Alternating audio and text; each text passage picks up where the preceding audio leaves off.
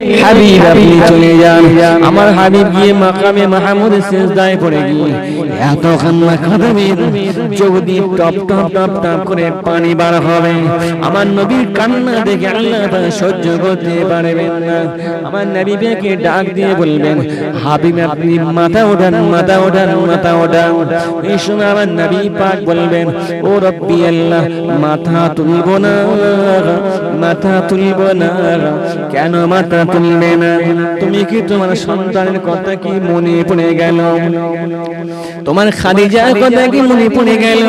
আয়েশার কথা কি মনে পড়ে গেল? হযরত হাফসা রাদিয়াল্লাহু আনহার কথা কি মনে পড়ে গেল? হযরত উম্মে হাবিবা রাদিয়াল্লাহু আনহার কথা মনে পড়ে গেল? হযরত হাসান হুসাইন ফাতেমার কথা কি মনে পড়ে গেল?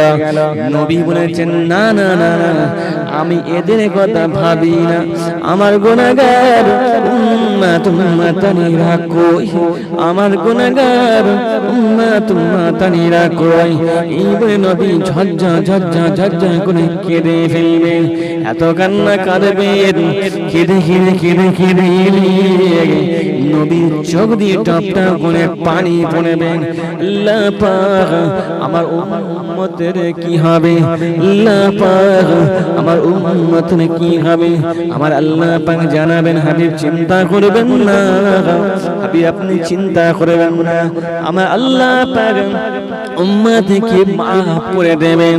হাবিব মাথাটা তুলবেন, ইয়া মুহাম্মদ, হাবিব মাথাটা উঠান, ইরফা রাসাকা। হাবিব মাথাটা তোলার সঙ্গে সঙ্গে ইসফাতু সালতুতিকা ইসফাতু শাফাআ। আমার হাবিব কি বলার আছে বলুন, আমি আল্লাহ আপনার শাফাআত সুপারিশকে কবুল করব। আল্লাহ নবী সঙ্গে সঙ্গে বলার মুহূর্তে আমার আল্লাহ হুকুম করবেন, যাও যাও যাও, জাহান্নামের কাছে চলে যাও। আমার হাবিব যখন জাহান্নামের সম্মুখে পৌঁছে যাবে, যাওয়ার সঙ্গে সঙ্গে দেখতে পাওয়া যাবে জাহান্নামের চারিদিক থেকে চিৎকারের আওয়াজ শোনা যাবে। আমাদের নবী, আমাদের রাসূল, আমাদের পয়গম্বর, আপনি আমাদেরকে বাঁচান, আপনি আমাদেরকে বাঁচান। আল্লাহ নবী এত কান্না সুরে আকুতি করবেন, আয় আয় জাহান্নাম থেকে তোদেরকে আমি পার করব। নবী জাহান্নামে ছুটবেন, একবার দুইবার নয়, কমপক্ষে চারবারে ছুটবে, চারবারই জাহান্নামের দিকে। আহা, সেই নবীর প্রেমে ভালোবাসা অবশ্যই তোমার অন্তরে রাখো। দরুদ শরীফ আল্লাহুম্মা গিয়ে উম্মতের জন্য আকুল সুরে কাঁদে। নবীর কান্না দেখে আল্লাহ পাক সহ্য করতে পারে। আমার হাবিব জাহান্নামের কাছে গেলেন, যাও উম্মত যেগুলো জাহান্নামে ঢুকে গেছে সেগুলো পার করে আনো। রাসূল জাহান্নামের কাছে যাবেন, চিৎকারের আওয়াজ উম্মতকে বুঝতে পারে, এক এক করে বার করবেন, সঙ্গে সঙ্গে তাদেরকে জাহান্নাম থেকে এনে জান্নাতে নিয়ে যাবেন। ঘটনা বহু লম্বা ভাই, হাদিস শরীফ এসেছে রাসূলুল্লাহ তাদেরকে বার করার পরে, আর যখন বারটা করবেন, মাত্র 4 কোয়ালিটির ঈমানদার, 4টে কোয়ালিটি, 4টে কোয়ালিটির ঈমানদার বলতে গেলে অনেক সময় লাগে ভাই। তো সংক্ষেপে আমি দুই একটা কথা আপনাদেরকে বুঝিয়ে যাই। দুই একটি কথা হলো এই যে 4 কোয়ালিটির ঈমানদার হলো তারাই, তার মধ্যে আমি একটা পয়েন্ট বলতে পারি, বাদ বাকি আরো রেখে গেলাম, ইনশাআল্লাহ অন্য সময় আলোচনা হবে। 4 পয়েন্ট, 1 নম্বর হলো যখন পৃথিবীর জমিনে কোনো মানুষ নিজে গুনাহ করে, অন্যায় করে, অপরাধ করে, চুরি করে, মেরেছে, ডাকাতি করেছে, পরের মাল আত্মসাৎ করেছে, পরের জমিকে দখল করে, সব কিছু করার পরেও যখন বান্দার ভিতরে এতটুকু ভয় ছিল যে আখিরাতে আমার অবস্থাটা কি হবে, তোমার ভিতরে যদি ঈমানটা থাকে, কিয়ামতের ময়দানে আল্লাহ বলবেন ওর ঈমানটা কতটুকু একটু পরীক্ষা করো তো।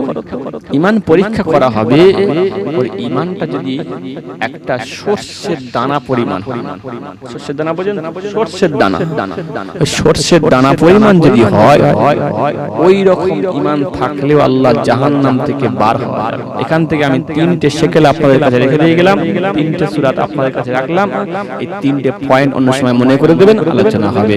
তো আমার ভাইরা, কিন্তু সেদিনই আল্লাহ পাক বার করবে এই সরষের দানা যতটুকু, এই রকম যদি ঈমানও থাকে জাহান্নাম থেকে বার হতে পারে। এরপরে যখন জাহান্নাম থেকে সকলকে বার করা হবে, বার করে এনে এক জায়গাতে দাঁড় করা হবে। ও যুবক, ওই সময়তে একটা নহর পড়বে, ওই নহরটার নাম হলো নহরে হায়াত। এই নহরে হায়ার সম্মুখে দাঁড় করিয়ে দেওয়া হবে। কারণ জাহান্নাম থেকে যখন মানুষ বার হয়, এই জাহান্নাম থেকে বার হওয়ার পর তখন মানুষের শরীরটা একেবারে পুড়ে কালো হয়ে গেছে, সিয়া হয়ে গেছে, শরীরে এত পরিমাণ পুড়ে গেছে, দাগ হয়ে গেছে। ওই দাগগুলোকে তোলবার জন্য, ওই দাগগুলোকে পুনরায় ফিনিশ করবার জন্য আমার আল্লাহ পাক জাহান্নাম থেকে বের করা আসামিগুলোকে ওই নহরে হায়াত পুকুরের ভিতরে দেবেন। পুকুরের ভিতরে দেওয়া মাত্রই তাদেরকে গোসল করিয়ে দিলে সঙ্গে সঙ্গে তারা তাদের চেহারার ময়লা আবর্জনা, কালো পোড়ার দাগ সব কিছু একেবারে মুছে যাবে।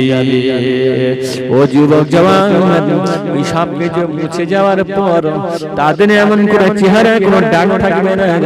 নহরে হায়াতে তাদেরকে গোসল করে ওঠানো হবে। এরপরে নিয়ে যাওয়া হবে তাদেরকে জান্নাতের সম্মুখে। জান্নাতের সম্মুখে নিয়ে যেতে জান্নাতীরা দেখে হাসাহাসি করবে। জান্নাতীরা দেখে তাদেরকে অট্টহাসি হাসবার বলবে, দেখ দেখ দেখ, দুনিয়ায় এরা কি আসামি ছিল, দুনিয়ায় কি অন্যায় করেছিল, আজকে অন্যায়ের ফলে তাদের চেহারাগুলো দাগ হয়ে গেছে, কালো হয়ে গেছে। এখনো পর্যন্ত তারা গোসল করলেও তাদের চেহারাতে ছাপ লেগে আছে।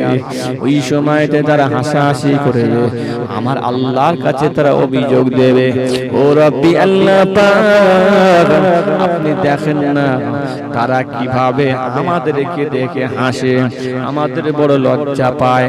আমার আল্লাহ ওই সময়তে জান্নাতি ব্যক্তিদেরকে বলবেন, আমার জান্নাতি ব্যক্তিরা খবরদার খবরদার, তাদেরকে দেখে আর হাসবি না, তাদেরকে দেখে তোরা অর্থ হাসবি না, তাদেরকে দেখে তোমরা কোন রকমের মাজাক নেবে না।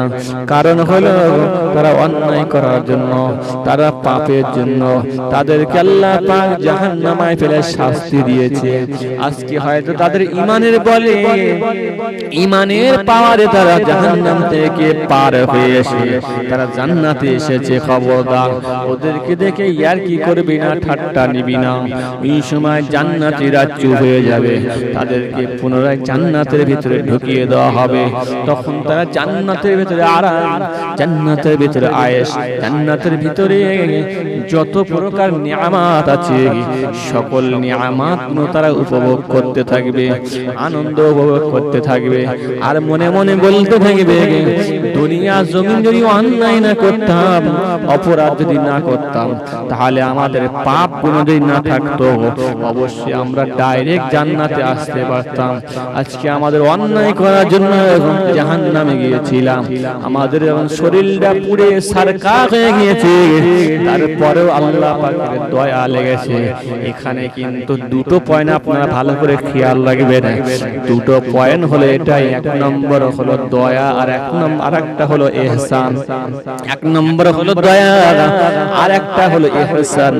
দয়া কারে বলে আর ইহসান কারে বলে, এই দুইটা পয়েন্ট ভালো করে মনে রাখবেন। অন্য সময় এই বিষয়ে আলোচনা করব। যেহেতু গভীর রাত, এই গভীর রাত্রিতে মানুষজন কিন্তু আর থাকতে চায় না। ও দুনিয়ার মুসলমান, ভালো করে শোনেন, জান্নাতি ব্যক্তিরা জান্নাতে প্রবেশ করার পর এত আনন্দিত হবে, জান্নাতের নিয়ামত পাবে, জান্নাতের নাজ নিয়ামত এত বেশি খুশি হবে, মনে হয় যেন দুনিয়া জমিনে যদি আমরা কোনো অপরাধ না করে ডাইরেক্ট জান্নাতে আসতাম, অবশ্যই আমার আল্লাহর দরবারে আর ধরা পড়তাম না, জাহান্নামে আমাদের চেহারাটা জ্বলতো না। এই বলে তারা নিজেরাই লজ্জায় পড়ে যাবে। আমার আল্লাহ বলবে কোন রকম লজ্জা করার দরকার নাই, আজকে তোদেরকে আমি জান্নাতি ঘোষণা করে দিয়েছি, এখন তোমরা জান্নাতের ভিতরে থাকো আর জান্নাতের নিয়ামত উপভোগ করো। আমি আল্লাহ আমার শুকরিয়া নিয়ামত থেকে নিয়ে আমি আল্লাহ আমার প্রশংসা আদায় করো। ওই সময় তারা প্রশংসা করবে, রবকে ডাকবেন, রব খুশি হবেন। আমার আল্লাহ বলবেন শোন, আমি সেই মালিক, তোদেরকে বলেছিলাম দুনিয়াতে আমার দিদার তোরা পাবি, যে দিদারের জন্য ইমামে আজম কেঁদেছেন, যে দিদারের জন্য নবী ইব্রাহিম কেঁদেছেন, যে দিদারের জন্য এমন করে রাবেয়া বাসিয়া কেঁদেছেন, কিন্তু সেই দিদার পাওয়ার জন্য তোরা দুনিয়া জমিনে আমার ওয়াদা তোরা শুনেছিলিস, কিন্তু আমার ওয়াদা কেমন সত্য রে, আমার নূরের চাদরখানা উন্মোচন করে দেবে, সঙ্গে সঙ্গে জান্নাতীরা তারা রবকে সচক্ষে দেখতে পাবে। দরুদ শরীফ।